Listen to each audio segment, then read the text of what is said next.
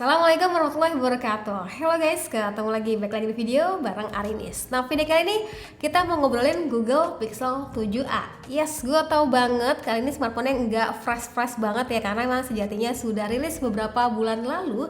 Tapi menariknya pas kemarin tuh kayak gue lagi scrolling gitu ya, cek toko online, ternyata ada Pixel 7a yang warnanya lucu gitu ya, harganya juga makin terjangkau. Jadilah alhasil gue jajan Google Pixel 7a ini. Ya hitung-hitung sekalian lah ya, lanjutin kisah bareng Google Pixel 6a sebelumnya. Pixel 7a bakal kayak gimana ya? Ya udah, yuk langsung aja tonton videonya sampai akhir. Harga smartphone itu sebenarnya nggak lebih dari $500 teman-teman, karena ya biasalah ada pajak buat aktifin sinyalnya lah, buat laba si sellernya lah, dan lain-lain. Pokoknya ujung-ujungnya nyampe sini sekitar 8 jutaan. Dan ini sebenarnya kelasnya tuh masih kelas mid range, tapi tuh buat hasil kameranya wow, nanti bakal kita bahas ya teman-teman. Kita ngomong dulu dari mulai desainnya deh. Ini desainnya benar-benar kayak beda banget daripada Android pada umumnya gitu ya. Ini warna koralnya tuh unik banget. Warna orange-nya tuh terasa kayak caper banget, gonjreng gimana gitu ya. Tapi pada saat di outdoor, penggunaan di luar ruangan gitu ya, gue ngerasa kayak warna orange ini kayak lebih kalem, kayak menghasilkan warna yang berbeda aja. Ini unik sih ya. By the way, warna orange ini tuh spesial banget ya, hanya dijual di beberapa negara aja. Buat quality daripada Pixel 7a ini termasuk yang udah mantep. Frame-nya tuh metal yang kerasa premium gitu ya, dan bobotnya terbilangnya juga lumayan nih guys kalau misalkan ketiban. Kalau di S24 tuh gue pakainya nyantai lah, kayak ringan gitu di bawahnya. Terus iPhone 15 Pro mungkin kayak lebih sedikit berat gitu ya. Dan ini Pixel 7a lebih mantep lagi bobotnya. Letak kontrol volume sama powernya jangan ditanya ya, karena emang posisinya tuh ya nggak biasa aja. Di genggaman itu rasanya nyaman ya, karena rasio layar tuh 6,1 inch, jadi memanjang gitu ya teman-teman. Ya ala-ala Sony lah ya, cuma nggak kaku yang kotak banget gitu, enggak. Beberapa orang mungkin concern sama bagian bezel layarnya yang katanya terasa tebel, tapi gue sih ngelihatnya nih ya, karena doi itu punya sisi kanan kiri atas bawah yang merata, jadi perasaan tuh kayak ya nggak terlalu gimana banget gitu ya bezelnya. Terasanya sih fine-fine aja ya, tetap terlihat seksi nih di mata gue. Buat kebutuhan nonton rasanya nyos banget ya layar OLED ini. Speakernya juga stereo gitu kan, yang termasuk yang enak nih teman-teman, asli deh. Lanjut bagian kameranya, karena gue yakin yang nonton ini pasti suka kepo sama hasil kameranya Pixel ini ya. Dimana sebenarnya kameranya tuh nggak neko-neko, cuma ada dua ya teman-teman. Kamera utamanya dapat peningkatan jadi 64 megapiksel yang dibekali dengan OIS pastinya, dan 13 megapiksel sebagai ultra wide. Kalau buat kamera depannya juga ada upgrade nih jadi 13 megapiksel. Ini gue info dulu ya menu yang di bawahnya. Ada long exposure, ada portrait, foto 0,5 kali hingga 8 kali, ada night sight juga, dan masih banyak lagi nih teman-teman. By the way, saat scrolling pindah-pindah menu kamera itu gue ngerasa kayak dalam hati getarannya kok berasa banget ya. Vibrasinya tuh enak banget, empuk gitu teman-teman. Termasuk saat ngetik chatting pun getarannya berasa banget gitu. Kalau buat rekaman videonya, kamera belakangnya tuh bisa hingga 4K 60 fps. Kalau kamera depannya itu di 1080 60 fps, bisa juga di 4K tapi mentok di 30 fps. Dan langsung aja nih dia buat hasil kameranya. Hasil kameranya tuh khas Pixel lah ya, saturasi warnanya tuh lebih ke natural gitu, terasanya detail gitu ya. Dan dynamic range-nya pun terasanya ampun deh ya, luas banget ya. Sampai detail-detail daunnya pun ya ter-highlight dengan baik. Nice. Dan kualitas kayak gini tuh menariknya bisa kita dapetin juga pada lensa ultra wide ya. Jadi nggak jomplang-jomplang banget. Ini nice banget sih.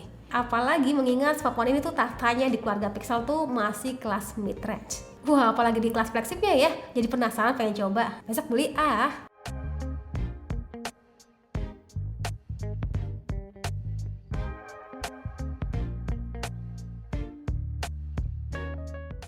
Oke guys, contoh perekaman kameranya Pixel 7a.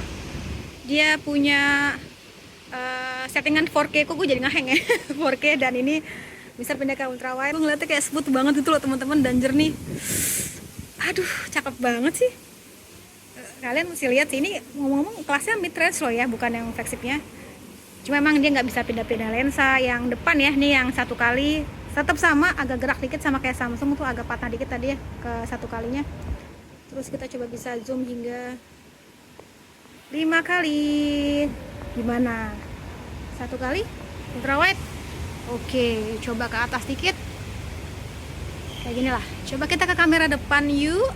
Sip, kali contoh rekaman kamera depannya di 4K sambil jalan menanjak pasti bakal berat, dan kita nggak tahu kira-kira dia bakal stabil apa enggak.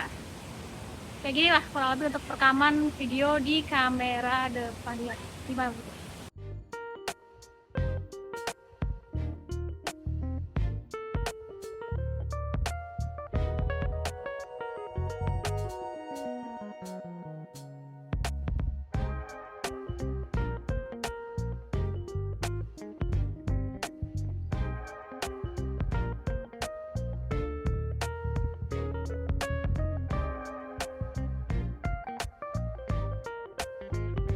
By the way, saat penggunaan jujur aja nih gue tuh nggak terlalu concern sama spek gitu ya. Kayak speknya tuh kayak gimana nih, CPU-nya, RAM-nya, itu kayak nggak jadi concern yang terlalu gimana ya teman-teman. Karena emang secara experience tawarin itu nyaman banget bener-bener ya.